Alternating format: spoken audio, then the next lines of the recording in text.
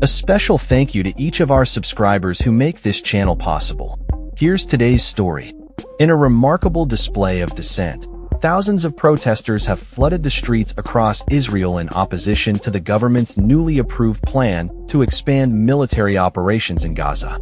On Friday, Israel's security cabinet greenlit 5 principles aimed at concluding the ongoing war, which includes a controversial move to take security control over the Gaza Strip.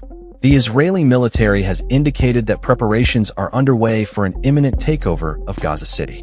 The protests were fueled by a deep concern for the lives of hostages held in Gaza, particularly among families of the 50 individuals believed to be in captivity, with 20 of them still thought to be alive. Many protesters expressed fears that the government's military expansion would jeopardize the safety of these hostages. A spokesperson for the group representing families of the hostages voiced their worries on social media platform X, stating, "Expanding the fighting endangers the hostages and the soldiers. The people of Israel are not willing to risk them." On Saturday, demonstrators gathered in Jerusalem, with one protester named Shaka stating emphatically, "We want the war to end because our hostages are dying there, and we need them all to be home now. Whatever it takes to do, we need to do it. And if it needs to stop the war, we'll stop the war." The sentiment echoed throughout the crowd, highlighting the urgency and desperation felt by many families affected by the ongoing conflict. Among the protesters was a former soldier, Max Kresh, who made headlines by refusing to serve in the military under the current circumstances. Kresh, who initially served as a combat soldier at the onset of the war, declared, "We're over 350 soldiers who served during the war, and we're refusing to continue to serve in Netanyahu's political war that endangers the hostages and starving innocent Palestinians in Gaza." The protests have garnered significant attention, with family members of hostages and soldiers rallying near the Israel Defense Forces (IDF) headquarters in Tel Aviv, calling on fellow soldiers to join their refusal to participate in the expanded military operation. The mother of one hostage has even called for a general strike across Israel, a move that opposition leader Yair Lapid supported as a justified and worthy response. However, the main labor union in the country has chosen not to endorse the strike, complicating the situation further. Demonstrations escalated on Saturday night as protesters blocked Tel Aviv's Ayalon Highway, lighting bonfires in an act of defiance. Israeli police reported that 3 suspects were arrested and materials intended for setting fires on main roads were confiscated. The atmosphere remains tense as the protests continue to unfold.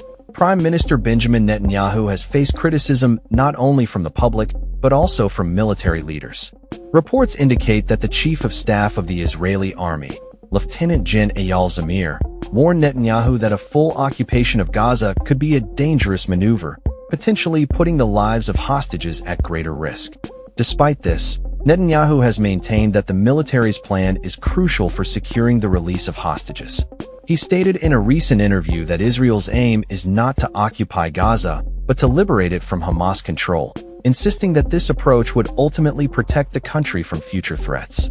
The Security Cabinet's plan outlines 5 key principles for ending the war: disarming Hamas, ensuring the return of all hostages, demilitarizing Gaza, establishing security control over the territory, and creating an alternative civil administration that does not fall under Hamas or the Palestinian Authority.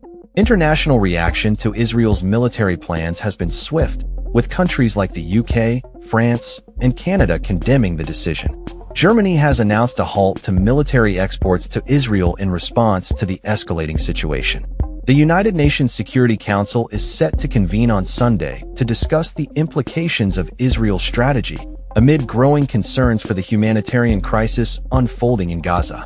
Humanitarian aid and food supplies have become critical as the situation deteriorates, with reports indicating that 5 individuals, including 2 children, have died from malnutrition within the last 24 hours.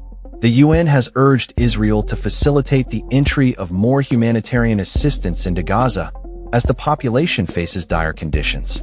As the protests continue and tensions rise, the Israeli government remains steadfast in its military strategy, while the voices of dissent grow louder. The outcome of this conflict remains uncertain, but the urgency for resolution and the safety of hostages are at the forefront of public consciousness. With the international community closely monitoring the situation, the coming days will be crucial in determining the direction of both the military operations and the broader geopolitical landscape in the region. That's all for this story. We upload videos every day covering many different subjects, so hit that subscribe button to stay informed. Thanks for watching.